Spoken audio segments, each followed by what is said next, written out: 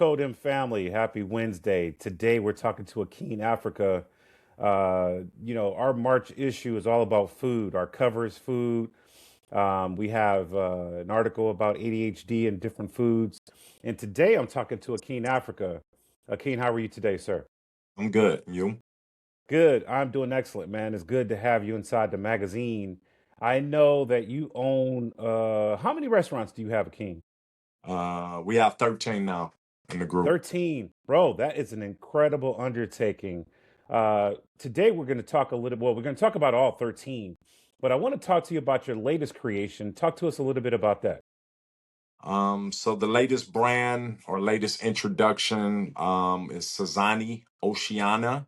Yes. It's a seafood forward, elevated environment restaurant that we brought to Cleveland, and I think it's filling in a real void in the city I on really agree multiple with you. levels. Yeah, on Yes, multiple yes. levels. Yeah. Talk about those multiple levels, bro, because this is seafood, Yes. right? Right? Yeah. This is East Yeah. Side seafood. Yes. You're Yeah. doing several things, Akeem, which I love. Is one, you're bringing a different flavor to the table, but you're also representing the East Side. So Yes. talk to For us a little sure. bit about those things that you just mentioned.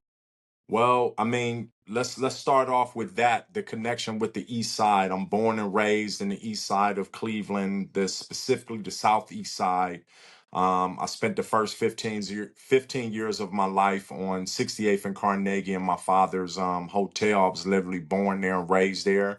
Then I moved up to 131st, which is, it runs directly through Shaker Square. So I spent a lot of time in my early childhood, even before I moved up there, going to Shaker Square, the movie theaters, the Colony movie theaters, taking the Yeah. Rapid, the 48, the Southmoreland, Northmoreland, going to the businesses up there. I've seen Shaker Square literally evolve over the last 40 plus years. I remember going to the first time I seen my favorite movie is The Color Purple, and I seen it at Shaker Square movie theaters in 1986. So I Wow. remember that vividly. My aunt and my mother took me to go see that movie. So that area, that community, that location, that part of the city is very personal for me. I'm passionate about it. I take it very serious. As a restaurateur, as a real estate investor, as a businessman, I invest a lot back into that community. So open it there, which makes our fourth restaurant brand on Shaker Square. Obviously, Zanzibar being the first. We Yes. just celebrated the 15-year anniversary last year for that, and things are still going well. Cleveland Breakfast Club being the second, and My the vegan favorite. club, yeah, then the Yeah. vegan club being the third, and now Sazani Oceana being the fourth.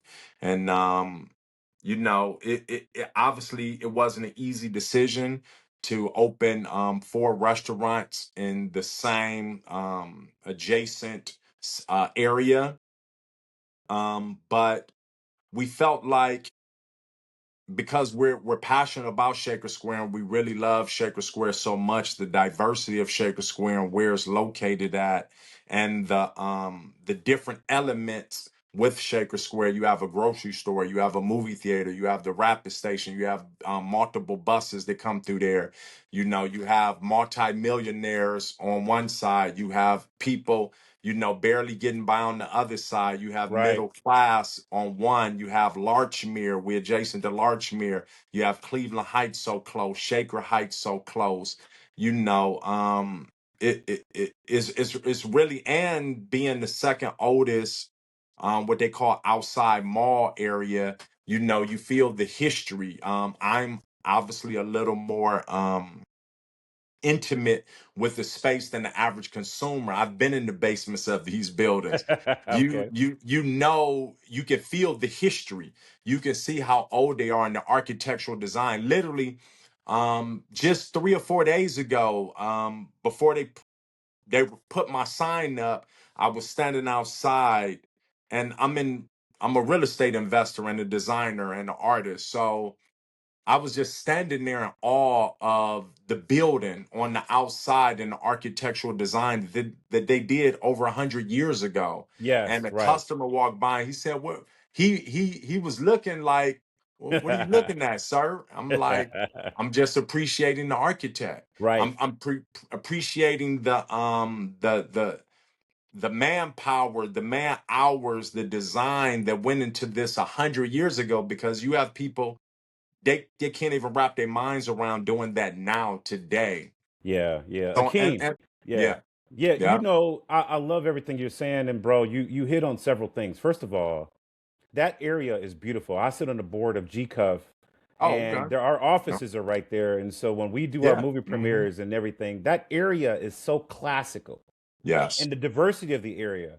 And I like the fact that you have four restaurants right there adjacent to Yeah. each other because you get a little bit of everything. Hmm. It's still walkable. It's Yeah. still safe. I know that Yes. they have the open markets on the weekends where you can walk over there and get Absolutely. fresh fruit, bro. Phenomenal. You Yeah. got the rapid that goes through there. So everything you just touched on is Yeah. still that represents the best of what we have to offer as Yeah. people with the architecture, the diversity of the community. Bro, Yeah. you're doing the right thing. So Yeah. Yeah. I don't see a problem with having the adjacency of the restaurants. Oh, A it's lot of definitely no, it's definitely yeah, not a problem. Yeah, yeah, it's man. and especially with this, but it wasn't an easy decision. We made the decision because it's a void on the east side. As a businessman, that's one of the first lessons I learned in business is you find a void and you fill it. And Solve I the felt like, problem. yeah. So with this, what we were what we talked about earlier is we found a couple of voids in the market. One, elevated food for African American as an owner. For me as an African American owner, it's a void in the market. Right. And don't get me wrong, there's a couple of places in the city that's doing very well, but I think this took it to another level. I believe we took it to another level, with the location, with the space, with the clean design, contemporary elevated design. But with all that being said, the food is 100% what it's about. The food is absolutely amazing. Definitely was avoiding the market for this in terms of seafood. I've been pescatarian for 32 years, going on, it'll be 33 years this year. Okay. So I know it was avoiding the market. The only way you're going to get food like this, you have to go downtown, or you have to go to the west side, or you Right. have to go far, far east, to get it. It it's nothing nearby. And we're not fine dining. We've caught guests to refer to us as fine dining, and very pleasantly I try to correct that as quickly as Okay. possible. Yeah. The reason being because we don't want to be pegged as once a year place, anniversary only, special occasion only, Valentine's Day, Mother's Day. We want to see our guests more often. Even if it's twice a month, that'll be a blessing. But once a month, 12 times a year, we want to see our guests come in. But we've been blessed. We haven't did our grand opening yet. That'll be March 4th. Okay. And in the soft opening period that we've been open, we've seen guests returning 2 and 3 times. Two and Wow, three Akeem. times. That's a huge compliment. Yes, bro. Now, Yeah. with the latest restaurant, I know Josh Cribbs is an investor Hmm. with you. Who is the Hmm. chef that's cooking at the new restaurant? Yeah, Chef Josh, man, Yes, he's let's talk about amazing. him, bro. Let's talk Yeah, about him. Chef Josh is amazing. He has a hell of a pedigree. He's been doing it as young as he is. He's still in his 30s. He's been around the block, and he's very, very passionate about. He's teaching me so much. It's Okay. amazing. I've literally learned so much from him because I'm not a foodie. I tell people they're very surprised by that. I'm 13 more of a restaurants and you're not a foodie. I'm not a foodie. I'm not a foodie. I'll be the first to admit I'm Okay. more my passion is the business side of it, the creation side of it, the negotiating leases to find the best deals. That's more of my passion with the business, is really not the food. I'm a very simple food guy. So Yeah. he brings that passion to the table. He has tattoos on food on both arms. So Okay. that's how passionate he's about it. He told me one time his passion is bread and dough. He told me when early in one of our first meetings that because he loves pizza so much, he's a pizza connoisseur, and soon I will be too, being around him. That Oprah announced her favorite pizza in the world, the best pizza in the world one time, and she named number one. And the next week, he jumped on the plane and flew out to go and experience that pizza. Wow. Okay. That's the Okay. type of passion he has about what he's doing. Yeah. So I mean, he all the bread, all our bread is made in house daily, daily, all the Wow, bread. Akin. The bread for the French toast, the bread for the sandwiches, the table bread, the bread for the Wagyu burger is made in house. Even the croutons is made from scratch. Wow. Okay. Okay. All our fish is fresh. All our not our lobster and crab, because we can't get it fresh, but we get it quick enough that we don't have a freezer in house. We Okay. have one small freezer for our fresh braised French fries every day, just to keep them on the line. But other than that, we don't have any freezer space. We don't Yeah. have a microwave. So I remember before we opened, I went and got a dessert from the Breakfast Club, some cookies, and I was eating my food, and I'm like, I want to warm my cookies up. Um, where's the microwave, chef? And he said, he looked at me crazy. He was offended. Like, oh, Oh I'm like, man. oh, wow, I apologize. I get it. I get it. This is Yeah, new for bro. me. So the fish comes in every other day fresh. We have things like halibut, we have branzino, obviously we have crab, lobster, like I mentioned. We have halibut, we have walleye, Okay. Okay. and all fresh coming in every other day. One thing that I love about each of your establishments, because I've been to several, is the Hmm. detail that you put into the decor and then also the cutlery. Yeah, Akeem, who picks the plates and the bowls? Because it's an experience when we come to your establishment, yeah, bro. yeah, yeah. And I love the fact that when you come in there, down to the plates, Hmm. I get an experience. Yeah. Is that the goal? Is that the intention? Yeah, absolutely, absolutely. I learned a long time ago from an associate. Before, because again, I my background is Angie Soul Food. Carnegie Hotel. I've evolved from being around the right people, that what we call iron sharpens iron, right? That Right. philosophy. Yeah. Being around people that elevated my thought process in this business. I remember traveling with an associate of mine, and I took him to one of my favorite restaurants in Atlanta, Georgia, 20 years ago, and I was pumped about the restaurant. And when we walked in, he was like, I can tell he wasn't excited about it that I was, until he got the food. And when he got the Okay. food, he was like, okay, I get it.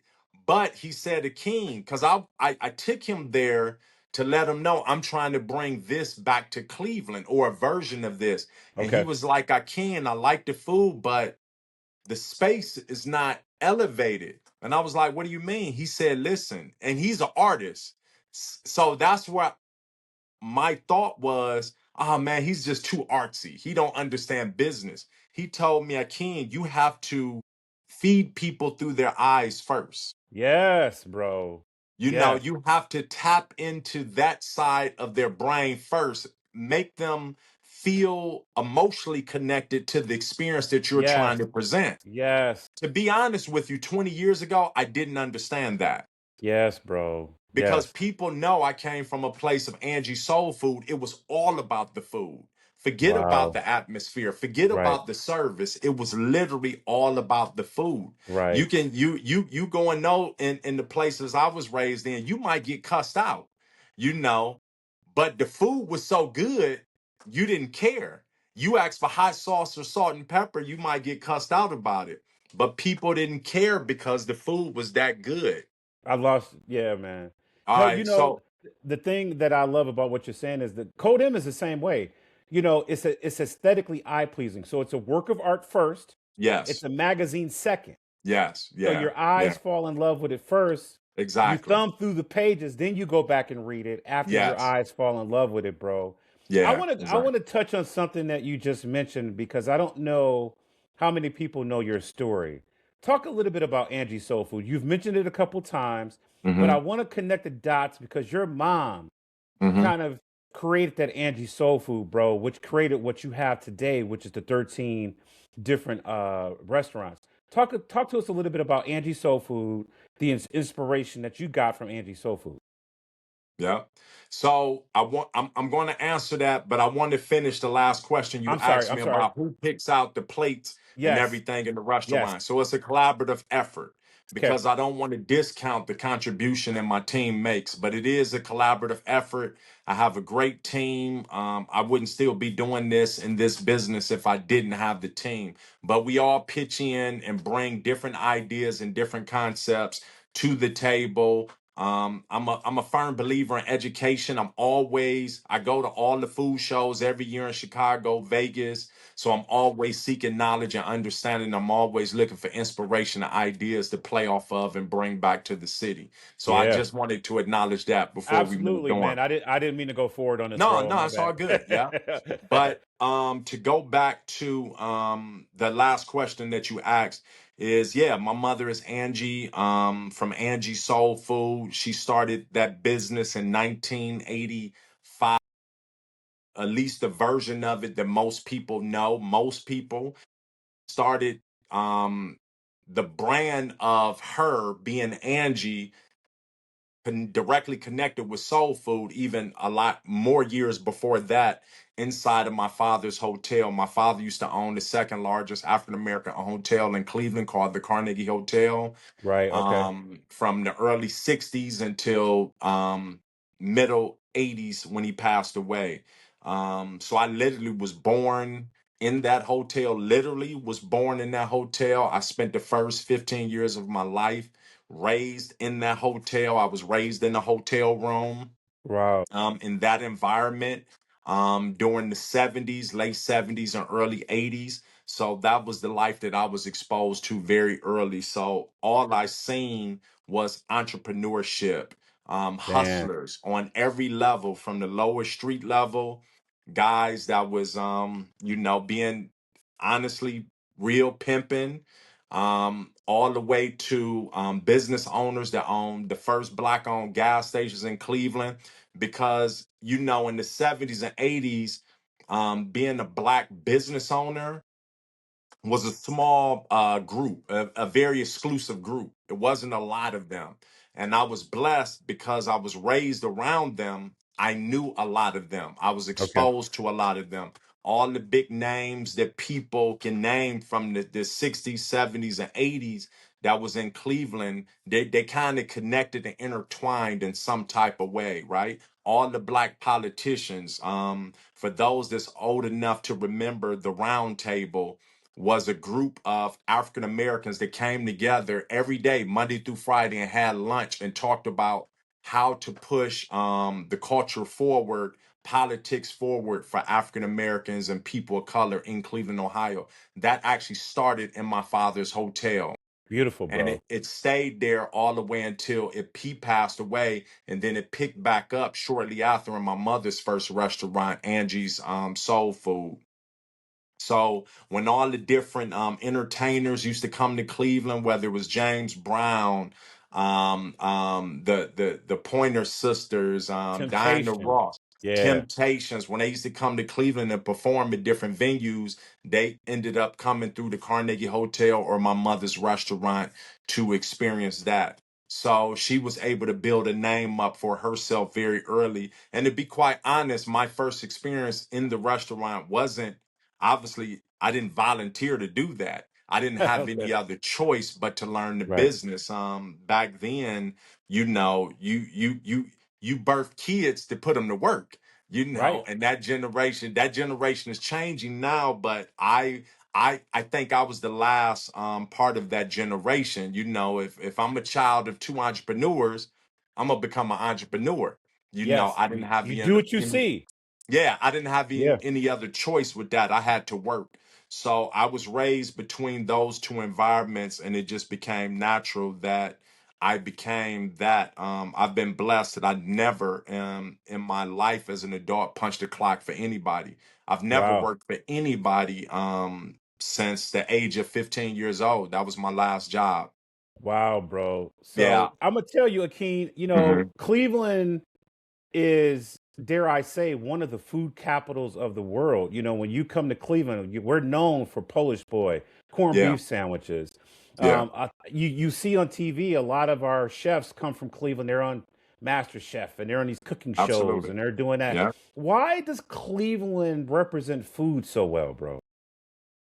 I don't know. That's interesting. I think probably just because of the diversity, Okay, which is diversity in a lot of cities, but I don't know. The diversity earlier, I know at one point in time, Cleveland was a major city. I mean, you know, Cleveland now over the last 25, 30 years, we get buried a little bit. below, or we get left behind cities like Chicago and Detroit and DC, you know, but in terms of the Midwest in the 50s and the 60s, Cleveland was the top city in the Right. Midwest. It And was. somewhere down the line, Chicago probably inched us out in terms of world recognition. But I think a lot of that, a lot of what we're seeing now in the food business was kind of left over from that because we had so many major restaurants and major players in the economy, in the business world, in the country. I think that kind of just played a part in that next generation and they kind of just kept that going. Yeah, bro. And Yeah. yeah, Yeah. So I want to let our Codem family out here know that we're going to put links to some of the restaurants down in the bio here below inside the comments. The article is in our March issue of Codem, where the links to the restaurant will also be in there. okay. So because we go around the world, we go around the country. We're heavy East Coast, so if you come to Cleveland, you can experience these things for yourself because Cleveland does get a lot of visitors with us having the second largest theater district, all the sports teams, and Hmm. all of that stuff going on too, man. So Yes, I sir. want to do a quick fire kind of question period with you because Zanzibar, bro, top Hmm. meal at Zanzibar that you recommend I get when I go to Zanzibar.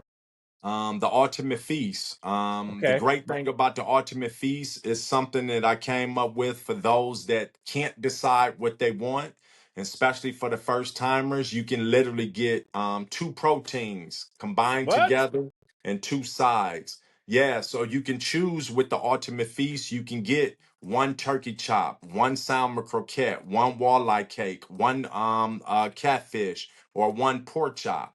So that's what I love about the ultimate feast, and you get two sides and obviously your corn muffins. So Now, my favorite is walleye cakes, which we made that a signature in Cleveland. It's literally, you know, walleye is Lake Erie.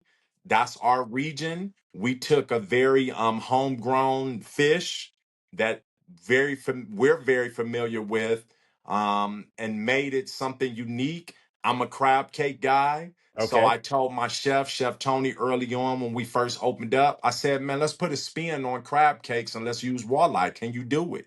And the next day he came back with something amazing. So we've been rocking with the walleye cakes ever since then. So I always get the walleye cake and I get a crispy fried piece of catfish. Wow. Now you Yeah. mentioned protein. I'm I'm Hmm. I'm trying to eat clean in 2026, Akeem. Yes. So when you say Mhm. protein, is that considered to be a dish that somebody who is looking to add protein to their diet or maintain a protein rich Yeah. diet? Is that what you would recommend? Yeah, absolutely. I mean, proteins obviously is a wide umbrella. Yeah.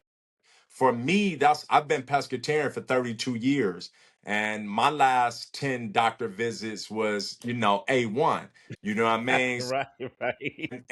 and I eat obviously 85% of the food that I consume is from my restaurants, Right.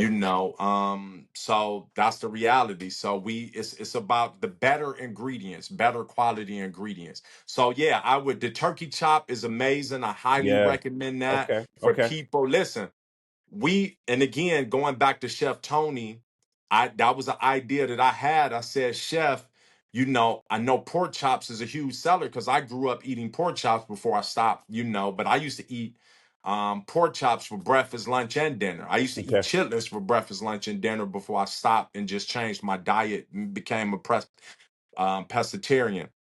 But I told Chef Tony, like, yo, man, I got this idea. I want to create something like the pork chop, but healthier, a healthier Yeah. option. And he came the next day, he came back with the turkey chop. And we found a fresh meat cutter that can create it that took the look of it to a whole nother look, right? And Right. and and it's been so good for us. We've had people that came in that don't eat pork anymore and they'll order the turkey chop, and when it comes to the plate they won't eat it. We have to go out there and convince them that this is really a turkey chop because they swear it's a pork chop based on the look and the taste. Right. And Wow, I'm like, bro. no, we have to go and get a raw piece of turkey chop and bring it with the bone in to show them this is a turkey chop Man, until that is they'll finally fantastic. consume it. Man, that is fantastic, bro. Yeah. All right, Yeah. I got to go around now to the corner to the Mhm. Breakfast Club, right? Yes, sir. All right, give me your top dish at the Breakfast Club. The breakfast pizza. That's my favorite. We actually do a bread pizza with eggs. I get mine with avocado, sauce, tomato, onions, bell pepper. You can add mushrooms. You can add salmon. You can add turkey sausage. You can add shrimp. I get mine with salmon and shrimp when I'm feeling, really extra, but most of the Okay. time I just get it breakfast pizza with no protein and maybe some mushrooms. Is Bro, really good. Yeah, my brother get his with no eggs with vegetables all the time, so it's a really good product. But our pancakes, I'm a sweets guy for breakfast. So in terms of breakfast, the pancakes is phenomenal, man. We do a banana blueberry pancake. We woo. do a pineapple upside down pancake. We do you can do a banana or just a blueberry pancake, a sweet potato pancake. But for lunch, for those that care to partake, the black bean burger is the best in the city.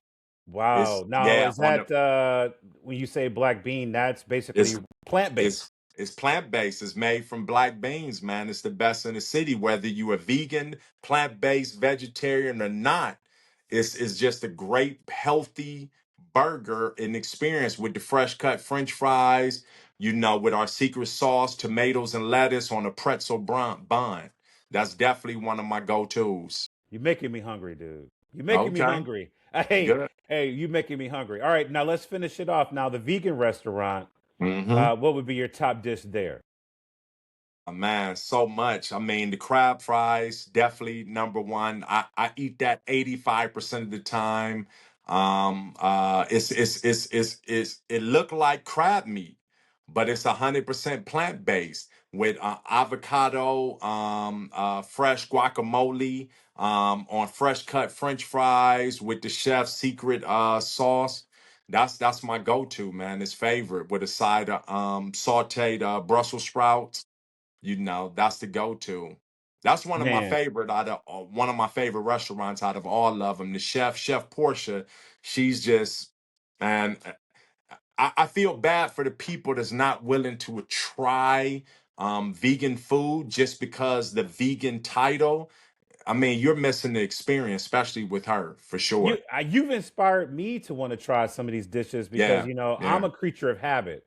If I yeah, find something I like, I'll go to the yeah, restaurant. I'm ordering it the same thing, the yeah. I'm the same same. way, Yeah, I'm the every time. same But way. but I'm gonna tell you this conversation here because I frequent your restaurants a lot, bro. Hmm. I'm going to venture off and try this black bean burger. Yeah, Uh, I haven't yet. I yeah, haven't, yeah, and yeah. You it's gotta something I try. got to try. I Yeah. love the conversation we're having, bro. I know I promised we get you out of here in 30 minutes. Akin, congratulations on all of your success. I'm sure you guys have been to one of his restaurants and didn't know it. Hmm. Uh, March 4th, you're saying that the latest venture is going to open, bro. Well, we're open now during the soft opening. We're open Okay. every day from 4:30 to 9:30, 10:30 on the weekends, but the grand opening with the full 100% menu will be Okay. March 4th, and the brunch will start that weekend after. Awesome. Wait. Let's go into the brunch for a second because Hmm. I've kind of gone crazy on brunches. So Yeah, talk yeah. to me a little bit about the brunch. What are the times and then what's the menu for Man. your brunch? So the new brunch at Sazani again will be an elevated experience. Whoa. I'm looking so forward to it. We have some of the standouts. Again, I'm a sweets guy, so I'm biased, but I'm Okay. telling you, we have the best French toast on the planet, bro. And I'm looking for people to come and challenge that.